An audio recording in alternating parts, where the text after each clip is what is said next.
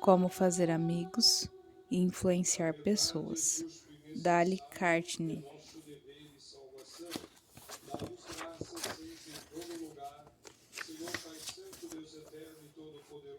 Este livro é dedicado a um homem que não precisa lê-lo, meu estimado amigo Home.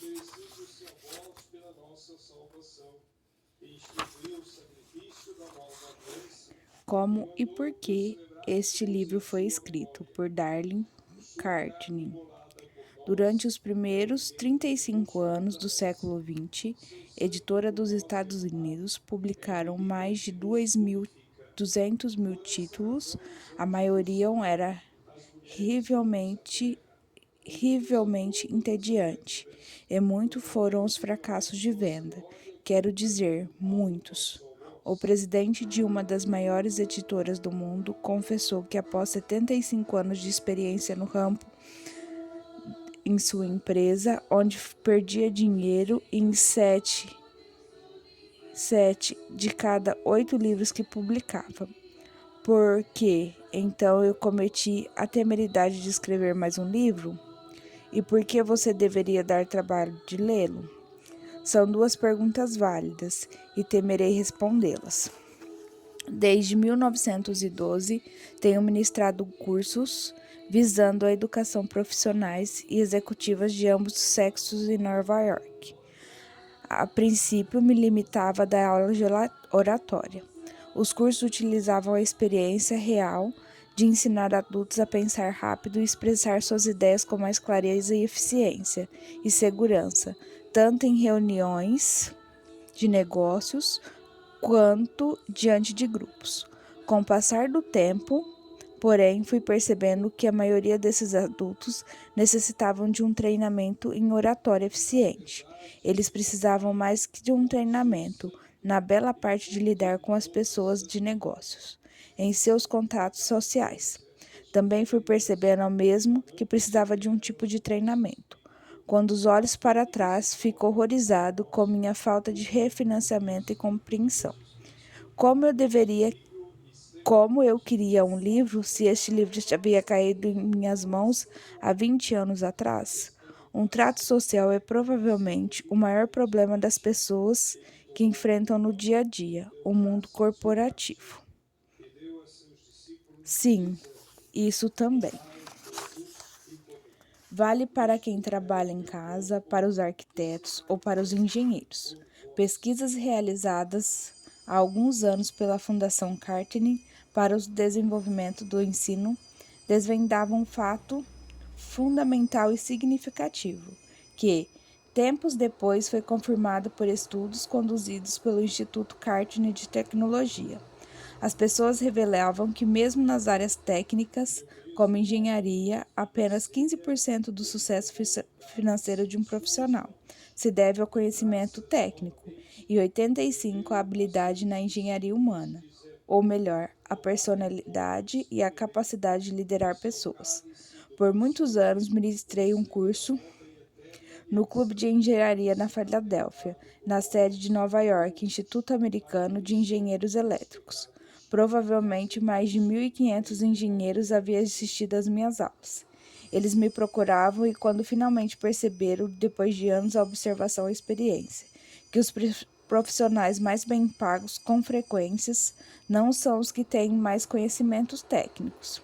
É possível contratar, por um baixo salário, profissionais com uma boa capacidade técnica, em áreas como engenharia, contabilidade, arquitetura, etc.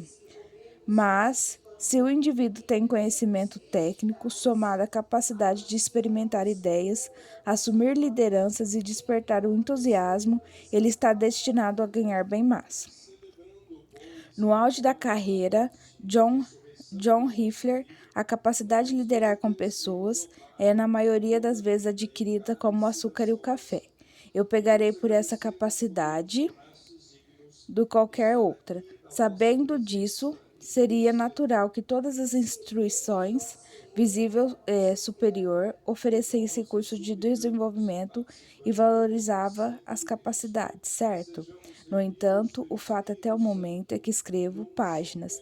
Não conheço sequer um curso prático e sensato desse tipo, oferecendo para adultos em uma única universidade dos Estados Unidos. A Universidade de Chicago e as escolas da Associação Cristã dos Maços, ACM, conduziram um levantamento que custou $25.000 e demorou 2 anos para revelar que o adulto desejava estudar.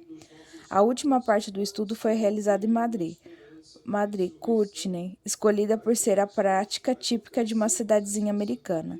Todos os adultos Merengue foram entrevistados. Os pesquisadores pediram que respondesse 156 perguntas em questão como: qual o seu negócio ou profissão?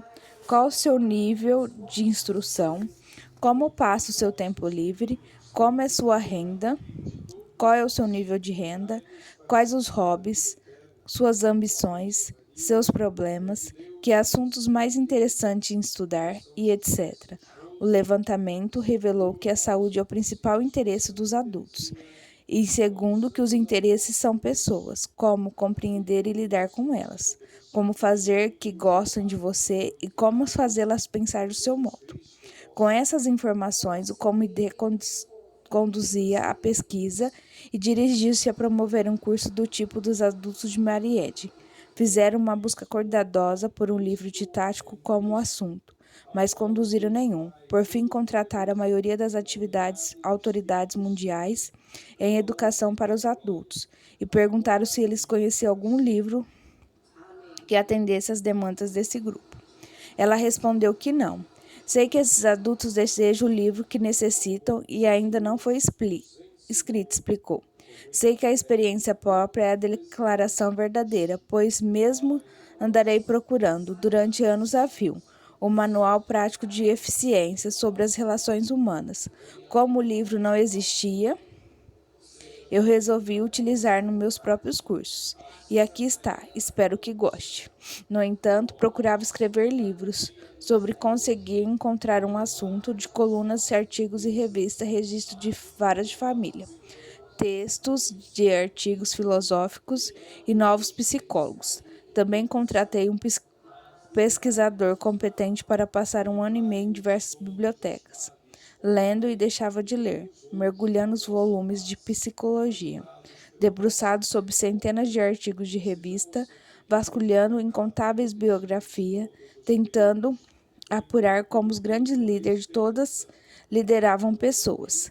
Lemos bibliografia como personagens, lemos histórias de vida como os grandes líderes, de Júlio César a Thomas Edison, lembrando ter lido de mais 100 biografias dedicadas a Thomas Rossetti.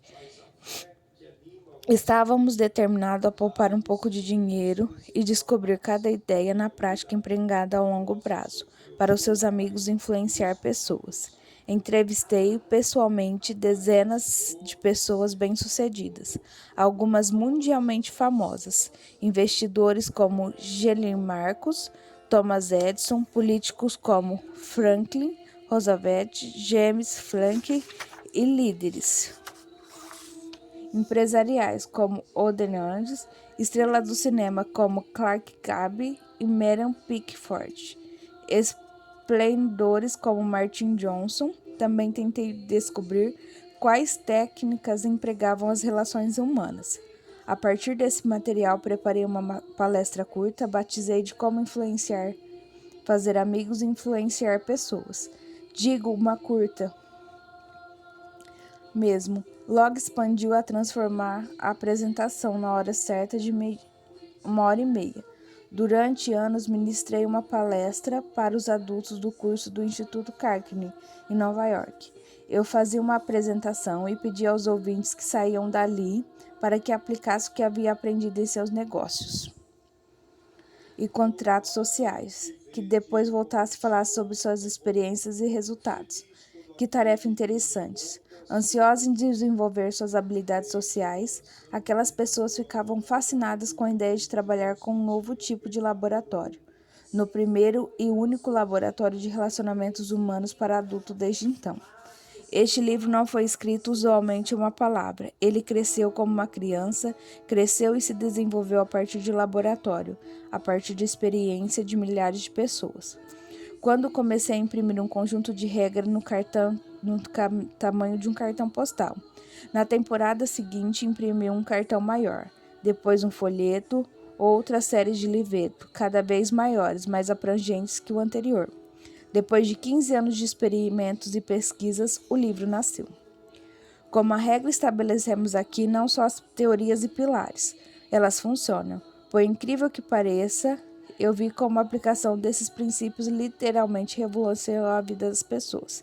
Para exemplificar, um homem com 314 empregados se inscreveu em um dos meus cursos. Havia muito que ele se pressionava e caracterizava as demandas dos funcionários. Em suas tréguas e línguas, gentilezas e elogios teriam saído dos lábios. Depois de estudar princípios discutidos, o homem mudou radicalmente sua filosofia de vida no trabalho.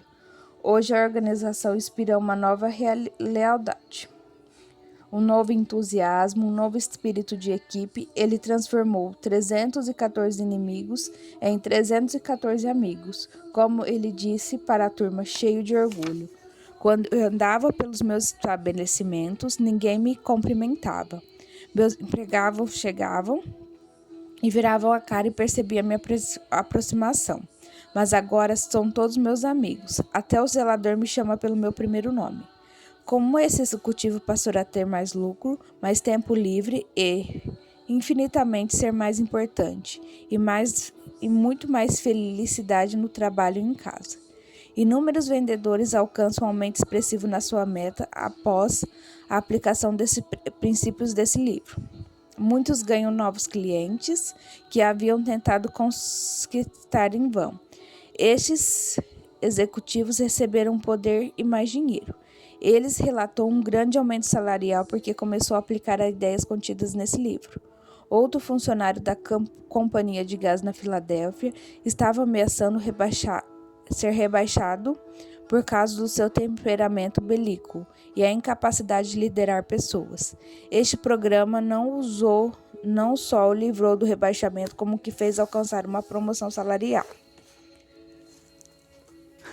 As diversas ocasiões dos cônjuges pareciam os jantares oferecidos no final do curso. Revelavam que viviam num lar mais feliz desde que o marido e a esposa tinham começado o treinamento. Muitas pessoas ficam admiradas com os resultados, pois tudo parece transformar num passe de mágica. No auge do entusiasmo, alguns chegam a telefonar para minha residência em pleno domingo porque não conseguiram esperar 48 horas para relatar suas conquistas durante a aula. Meus alunos ficou tão empolgado com a palestra que discutiu o assunto com colegas da turma à tarde da noite. Às 3 da manhã, outros foram embora. Ele ainda estava abalado com a percepção dos erros. Inspirado pela visão de um mundo novo, mais rico, ele surgia dele. Então, não conseguiu dormir. Aliás, não dormiu naquela noite, nem no dia seguinte, nem na noite seguinte. E quem era ele? Um indivíduo ingênuo, desesperado, portanto, se agarrar a alguma nova teoria? Não, longe disso. Era dono de uma galeria de arte, um homem sofisticado, bastante conhecido e fluente em 3 idiomas, com diploma de 2 universidades europeias. Enquanto escrevia esse capítulo, recebi uma carta de um alemão, aristocrata, com os antepassados de longas gerações, e foram oficiais do exército da casa Rosenlehr. A carta tinha sido escrita com bordo de um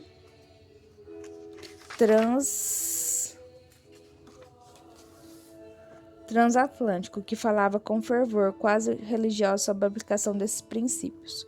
No homem, uma nova hierarquia, rico diplomata de Harvard, dono de uma fábrica de tapetes, declarou: aprendi mais de 14 semanas como este sistema de treinamento na arte de influenciar pessoas, do que 4 anos na faculdade.